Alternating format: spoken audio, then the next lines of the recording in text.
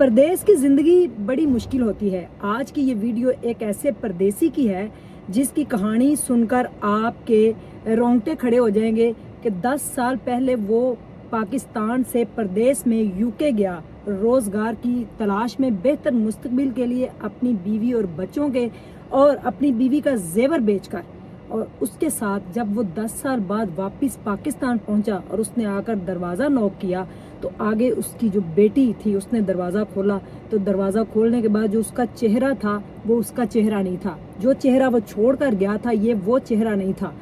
उस चेहरे को देखकर वालिद जो था वो दरवाजे में ही गिर गया और बेटा जब सामने आया तो उसका बेटा भी वो अपना नहीं लग रहा था। उसकी बेगम कहाँ थी, बेगम के साथ क्या हुआ, उसकी वालदा ने उसके साथ, उसकी बीवी के साथ क्या किया, जो 10 साल पहले वो छोड़ कर गया था अपनी अमानत उनके पास, वो कहाँ है, इस स्टोरी में बताने जा रही हूँ। वीडियो को पूरी देखिएगा। बिस्मिल्लाहिर्रहमानिर्रहीम। अस्सलामु अलैकुम नाजरीन। सबसे पहले करोड़ों दरूदो सलाम मोहम्मद मुस्तफ़ा सल्लल्लाहु अलैहि वसल्लम पर और आपकी आल पर।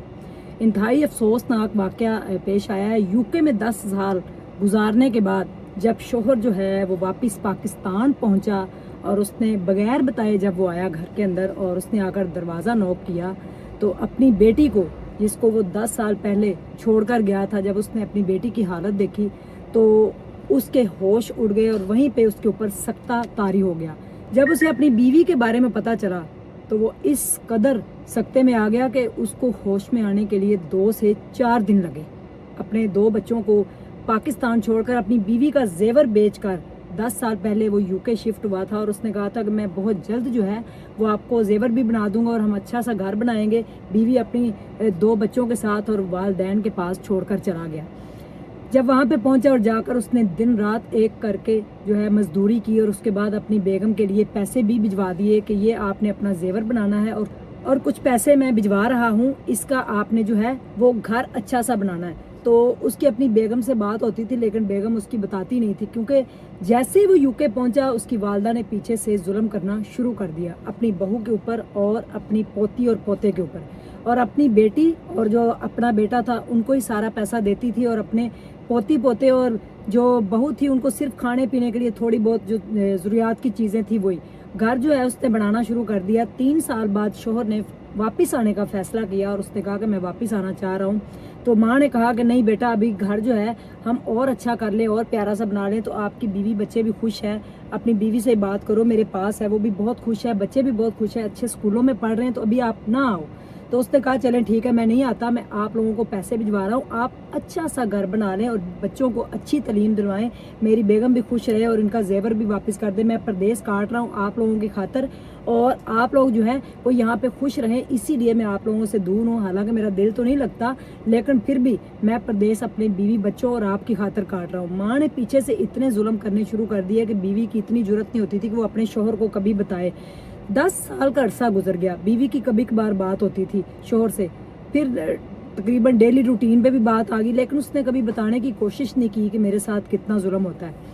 आखिर तकरीबन 7 से 8 माह जब शोहर ने अपनी बीवी से बात करने की कोशिश की तो उसकी बात नहीं हुई। वो बड़ा परेशान हुआ। उसने अपनी वालदा से भी पूछा, बच्चों से पूछा कि मम्मा कहाँ है, तो बच्चों ने बताया कि मम्मा ठीक है। और इतना वो खौफज़दा थे बच्चे। और वालदा ने भी कहा कि वो ठीक है, बस वो बात नहीं कर रही। इस तरह से उसकी बात नहीं हो रही थी। 6-7 माह का अरसा जब गुजरा, इस बात को 10 साल गुजर गए थे, तो उसने बगैर बताए जो कहा मैं पाकिस्तान जाने का फैसला कर रहा हूँ, यानी कि उसने पाकिस्तान आने का फैसला कर लिया लेकिन घर वालों को बताए बगैर। इस दफ़ा ना अपनी वालदा को फ़ोन किया, ना अपनी बीवी को फ़ोन किया और ना ही घर में किसी रिश्तेदार से रब्ता किया। यूके से उसने फ़्लाइट पकड़ी और वो पाकिस्तान जब पहुँचा और पहुँच कर जब वो अपने घर पहुँचा, सरप्राइज़ उसने दिया कि मेरी बीवी को बड़ा अच्छा लगेगा, मैं सरप्राइज़ देता हूँ। जब उसने जाकर दरवाज़ा नॉक किया तो दरवाज़ा उसकी छोटी बेटी ने ही खोला। उसका एक बेटा था और एक बेटी थी। बेटा छोटा था और बेटी बड़ी थी और बेटी उस टाइम बड़ी हो चुकी थी। लेकिन जब उसने अपनी बेटी को देखा तो उसका पूरा जो चेहरा था उसके ऊपर निशान थे। वो बड़ा हैरान हुआ और उसने अपनी बेटी को गले लगाया कि ये क्या हुआ है। और उसके जिस्म पर भी निशान थे। जो दादी जो थी वो जुल्म करती थी, जितनी वो मारपीट करती थी बच्चों के साथ और बहू के साथ, उन दोनों को अच्छा नहीं समझती थी और पैसे भी उनको नहीं देती थी। इतना जुल्म किया अपनी बहू के साथ। आखिरी 2 सालों में उसने जुल्म के पहाड़ तोड़ दिए। नंदों ने भी और जो एक देवर था घर में वो भी और जो वालदा थी انہوں نے اتنا ظلم کیا کہ اس کی بیوی جو تھی وہ مر چکی تھی. جب بیوی مر چکی تو شوہر تک کو بتایا نہیں اور اس کو دفن کر دیا.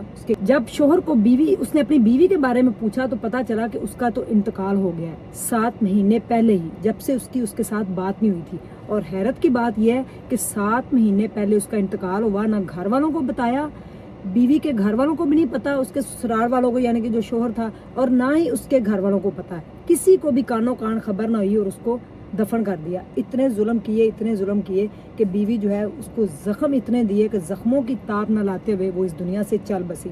شوہر سکتے میں کیا آنا تھا، وہ 3 سے 4 دن اس کو ہوش نہیں آئی کہ میری سگی والدہ نے میرے ساتھ کیا کیا ہے، میرا گھر تباہ کر دیا ہے. حالانکہ والدہ جو ہوتی ہے، پوتیاں پوتے جو ہوتے ہیں وہ اس کی جان ہوتے ہیں، وہ ان کے اوپر اپنی جان نچھاور کرتی ہے. لیکن ساسیں ایسی بھی آپ نے دیکھی ہیں جو ظلم کے پہاڑ توڑ دیتی ہیں. یہی ہوا ان کے ساتھ کہ ظلم کے جو ہے وہ پہاڑ ٹوٹ گئے ان کے اوپر. اتنا ظلم کیا کہ بیوی جو ہے اس کی ڈیتھ ہوگی. خیر شوہر نے کیا کرنا تھا، اس کی سگی والدہ تھی اور اس کا بھائی تھا. اپنی بھائی بہنوں کی عزت کو بچانے کے لیے جو ہے اس نے فوراً سے یہ کیا کہ فوراً سے اپنے دونوں بچوں کو پکڑا اور ان کا پاسپورٹ بنوا کر ان کو UK لے کر واپس چلا گیا اور وہاں پہ جا کر اپنے بچوں کو سیٹل کرنے کی کوشش کر رہا ہے. لیکن وہ زخم جو 10 سال پہلے اس کے دل پہ لگے تھے ان کو کبھی کوئی نہیں بھر سکتا، کیونکہ زخم جو ہوتے ہیں ان کے اوپر مرہم لگانے سے ہی زخم بھرتے ہیں، نہ کہ زخم جو ہے ان کو کریدا جائے تو ناسور بن جاتے ہیں. تو والدہ ایسی بھی ہوتی ہے، یہ والدہ کا ظلم تھا.